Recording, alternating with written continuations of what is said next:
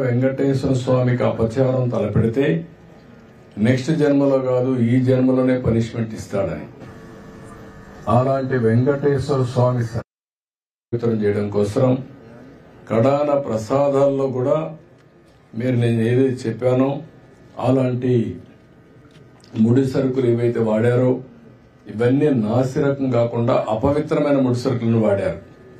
ఆ విషయమే ఈరోజు టీటీడీ కూడా ఎంక్వైరీ చేసినప్పుడు, టెస్టులు చేసినప్పుడు బయటపడిన వాస్తవాలివి. ఇలాంటి దుర్మార్గుల్ని ఏం చేయాలో నాకైతే అర్థం కావడం లేదు. ఓసారి బాధ, ఆవేదన ఉంటుంది.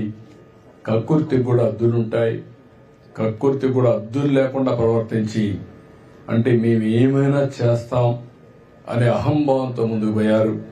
అందువల్లనే ఇలాంటి సమస్యలన్నీ వచ్చాయి. ఇక్కడే కాకుండా మీరు చూశారు, తిరుమల పైన ఎంత మొత్తం శానిటేషన్ దెబ్బతీశారు, ప్రసాదాలు దెబ్బతీశారు, చాలా విన్యాసాలు చేశారు. విన్యాసాలు చేసి పైశాచిక ఆనందాలు పొందారు.